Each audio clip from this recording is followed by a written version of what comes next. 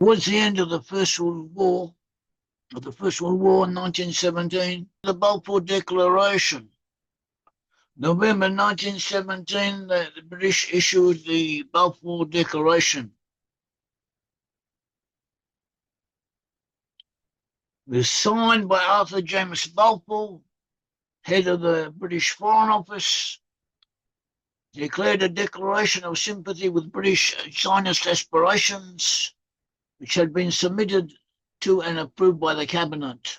Read His Majesty's government view with favour the establishment in Palestine of a national home for the Jewish people.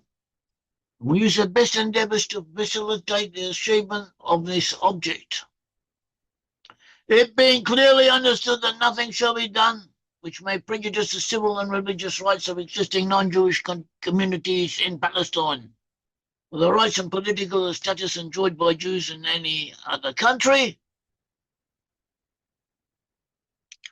The original draft of the declaration had not included any caveats, any conditions, but when it was published, it had the conditions. Originally, it had been drafted to say His Majesty's government view with favour the establishment of Palestine as the national home for the Jewish people. Must use their best endeavours to facilitate the achievement of this object. But it was changed due to pressure by adverse elements, Jewish and non-Jewish, within the cabinet itself. And there are all kinds of reasons for this declaration. And they all came together to produce it. Tom Segev summarised the situation. He said the British, in fact, on page 33, when Palestine complete, Jews and Arabs under the British mandate, by Thomas Segev, 2001, he says, the British entered Palestine to defeat the Turks. They stayed there to keep it from the French. Then they gave it to the Zionists because they loved Jews, even as they loathed them, at once admired and despised them, and above all feared them. They were not guided by strategic considerations. There's no orderly decision-making process. The same factors were at work when they issued the Balfour Declaration, their proclamation of support for Zionist aspirations in Palestine. The declaration is a product of neither military might nor diplomatic interests, but of prejudice, faith, and sleight of hand. The men who ascended were Christian and Zionist, and in many cases anti-Semitic. They believed the Jews controlled the world. Nevertheless, in summary, he says, the British kept their promises to the Zionists. They opened up the country en masse. They opened up the country to mass Jewish immigration. By 1948, the Jewish population had increased more than tenfold. The Jews were permitted to purchase land, develop agriculture, and establish industries and banks. The British allowed them to set up hundreds of new settlements, including several towns. They created a school system and an army. They had a political leadership and elected institutions, and with the help of all these, they in the end defeated the Arabs, all under British sponsorship, all in the wake of that promise of 1917. Contrary to the widely held belief of Britain's pro-Arabism, British actions considerably favoured the Zionist enterprise. The British had found an underdeveloped country when they arrived, and they left behind much progress. From 1919 to 1939, on the whole, the British were positive towards the Jews. There were ups and downs and all kinds of problems, but the overall effect was very positive.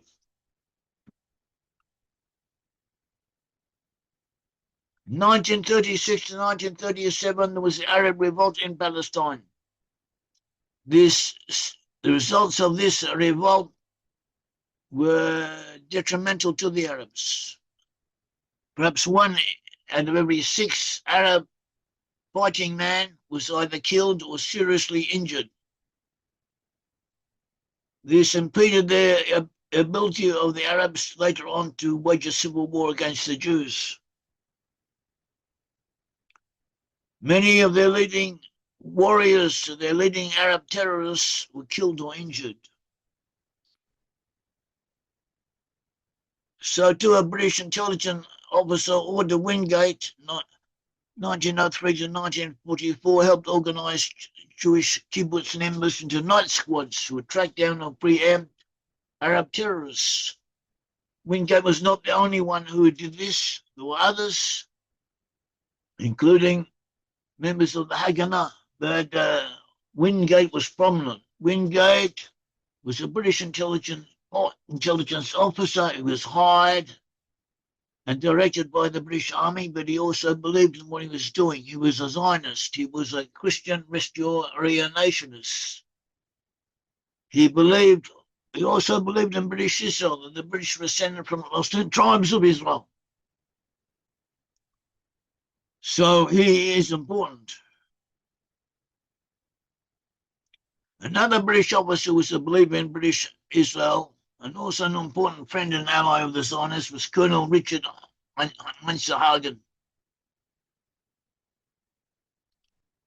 So too, John Henry Patterson, before the Second World War, during the First World War, he had also helped the Zionists and become a friend of the Zionists, and he too was a Christian restorationist and a believer in British Israel. So that is worth mentioning. So nothing happens, nothing takes place in a vacuum. All this was going on whilst in Germany Hitler was coming to power. Hitler came to power, next Austria, and he started expanding, and he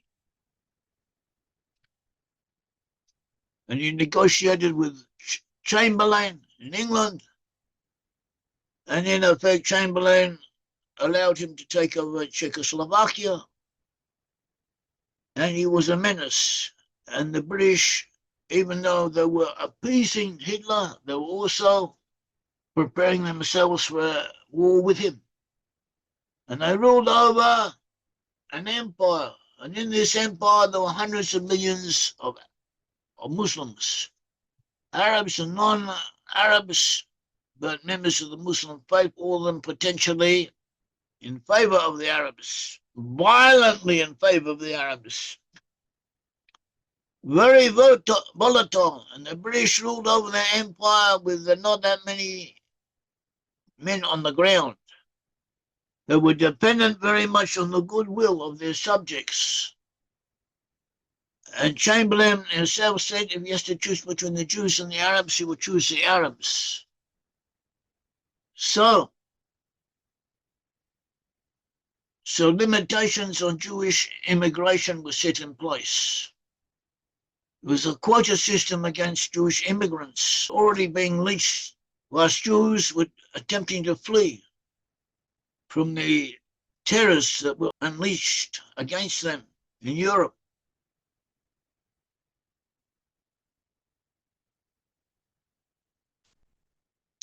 And then came the Second World War, and many Jews attempted to reach Palestine, but they could not do so. There was quota in place against them. And there were problems.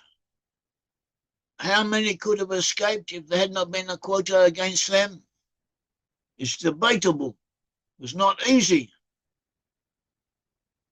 But many of them could have. And even one is too many.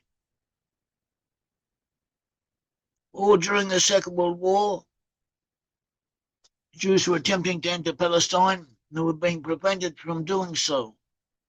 In some cases, they were locked up in camps in Palestine, kept under detention.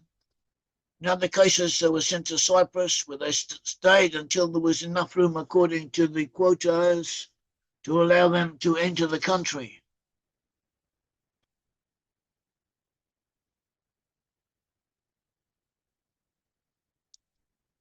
After the Second World War, Jews had nowhere to go. Some Jews had tried to return to their houses in Poland, and they were burnt alive. or otherwise put to death. Also, there are hundreds of thousands of Jews in displaced personnel camps in Germany itself.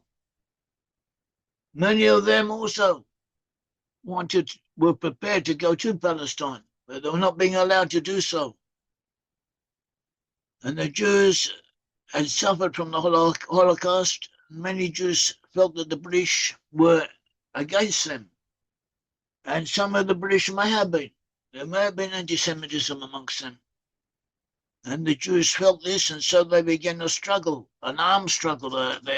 Terror was applied against the British soldiers. And there was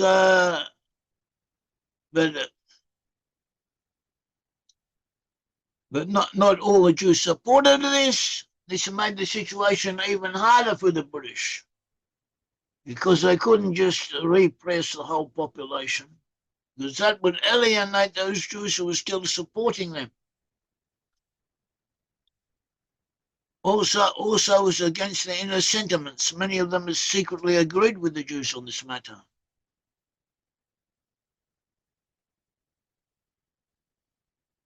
You should note that even during the Second World War, Britain and America had helped Jews who escaped. They did not help as many as they could have.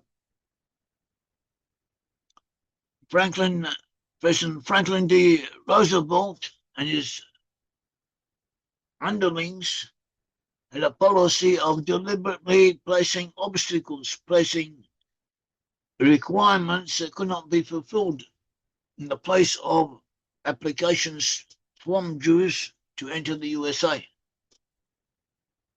And this involved a great many people,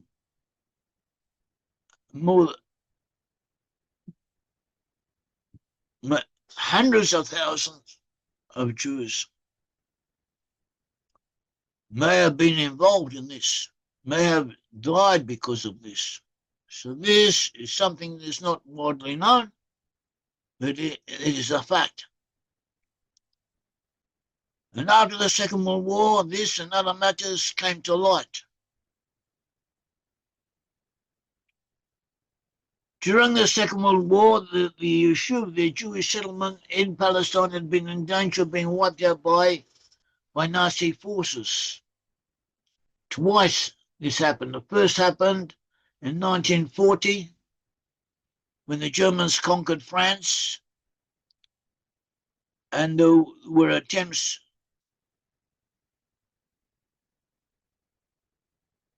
to organize an invasion of Palestine, with the British in 1941 defeated the Vichy France forces of France, who had come out to the Germans. The British defeated them for control of Syria and Lebanon. This helped protect the Jews. Also in 1942, Erwin Rommel, his Africa course, had advanced through North Africa. They intended to conquer the Suez Canal, and they would have entered Palestine and possibly have wiped out all the Jews within it. But the British beat them. So, in one way or another, you could say that even though the British were against allowing a great number of Jews to enter the country at that time, they also saved those Jews who were in the country from being exterminated.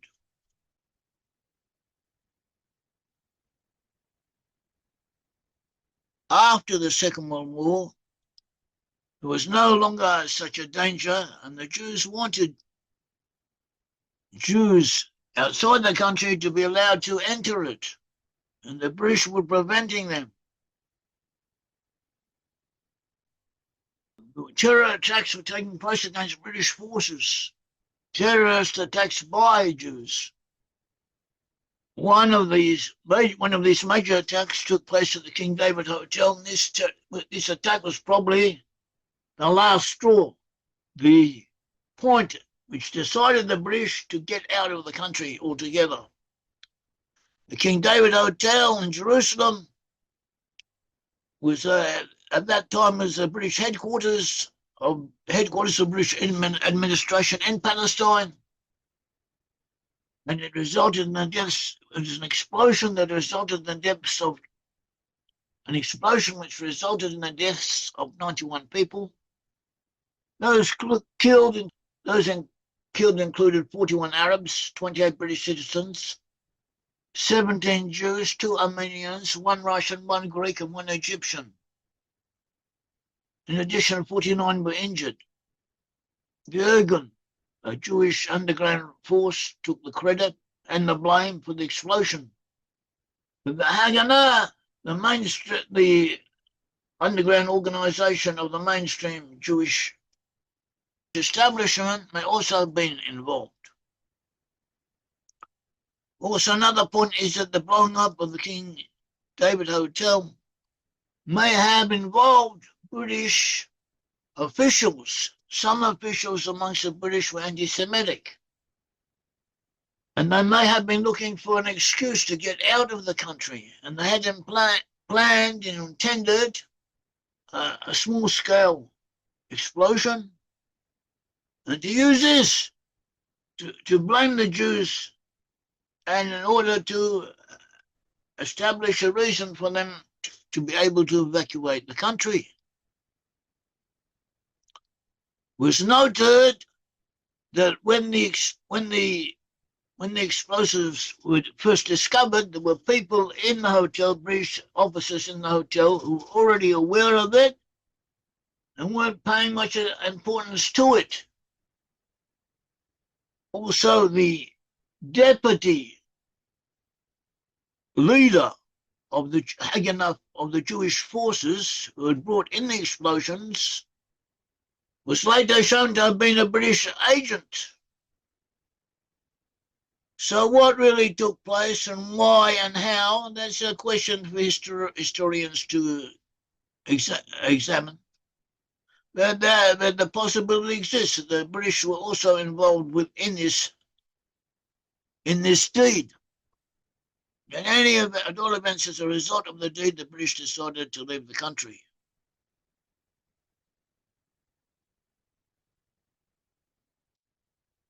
On 29th of November 1947, the United Nations adopted a partition plan for Palestine, dividing the country. The Arabs and the Jews began fighting each other. The British tried to keep out of the fight as much as possible. They concentrated on packing themselves up, preparing to leave the country altogether, and so it continued. There were murders, reprisals, counter-reprisals, and so on. Tom Segev summarizes what happened on page 513. He says that Pollock, a British military administrator in Palestine, and others like him, wanted the state administration to continue to function properly, and so they did in fact make a great effort to transfer it to the Jews. Some functions were handed over to the municipalities, others to the Jewish agency. In addition, the evacuation plan from south to north left responsible for Jewish population centres in British hands almost to the very last minute. That is, the British were protecting the Jews until the very last minute, until they did finally leave the country, and this helped the Jews in the initial stages prepare themselves, defend themselves, and hold off the hordes of Arabs who were trying to kill them.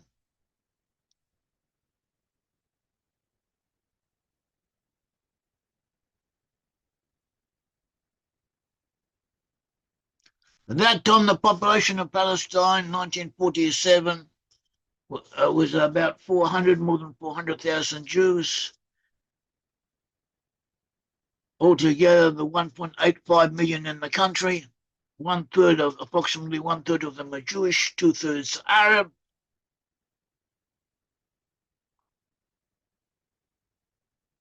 Jewish settlements and neighborhoods were attacked by Palestinian guerrillas and by groups such as the Arab Liberation Army, whose ranks already include many Arabs from outside the country, many Syrians, Lebanese, Palestinians, a few hundred of Iraqis, Jordanians, Muslim Brotherhood people from Egypt, Circassians, and Bosniaks, also a few Germans, Turkish and British deserters, all of them who had come together to fight against the Jews. The Jews had at first to hold off attacks. So the Jews Jews at first had to hold off attacks on isolated settlements and Jewish areas of mixed cities and on the roads. The Jews repelled most of the attacks, but they suffered heavy defeats here and there with great losses. On April the 9th, 1948, the Jewish irregular military organizations, the Irgun and the Lehi, underground organizations who were not attached to the mainstream establishment underground defense forces, so independent, they killed about 100 civilians in Deir Yassin, which is a neighborhood, now a neighborhood in West Jerusalem. And so they killed 100 of these Arab civilians. But the Arabs exaggerate. They told lies. They said that the Jews had come in and wiped out in horrible ways thousands of Arab civilians and so on, and this had the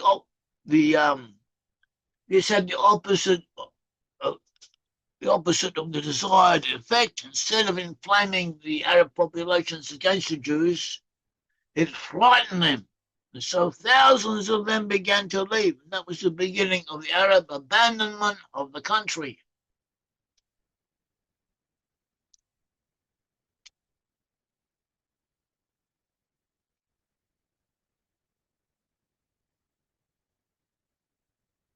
In the north, in the Galilee, the Druze are a minority element, a non-Muslim element of Arab, but speak Arabic, but a bit different from the Arabs. So at first they had been together with the Arabs against the Jews, but they eventually left. The Arab side and came over and joined the Jews, fighting against the Arabs. Meanwhile, a month-long ceasefire broken by the United Nations had been imposed against the two sides. Previously, elements within the administration of President Truman had been against the Jews, but President Truman was in favor of them, and he allowed them to purchase older airplanes and military surplus goods and so on from America, also to hire unemployed pilots who had received their training during the Second World War to fly these airplanes. Also, the Jews obtained arms and munitions from Czechoslovakia. And so when at the end of the ceasefire, the position of the Jews was much better than it was at the beginning.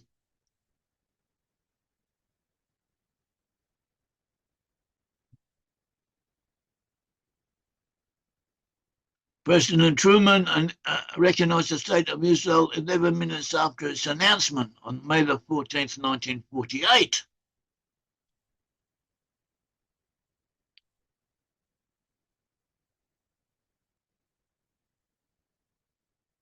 Invaded by the armies of Egypt, Syria, Jordan, Lebanon, and Iraq.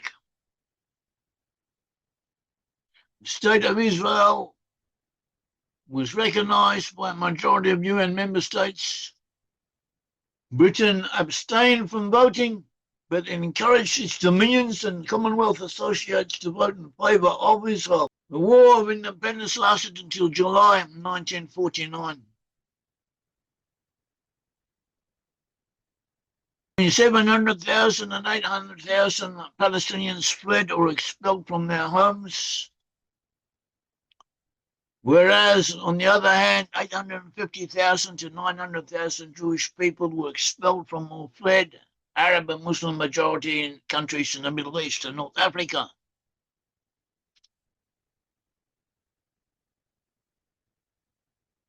Many Jewish refugee populations originated from Egypt, Iraq, Yemen, Libya, Morocco, Syria, and Iran. Around 650,000, that is 75% of these refugees, were absorbed into Israel, with others settling in Europe and the Americas. So it evened out. The Jews who went in against the Arabs who went out.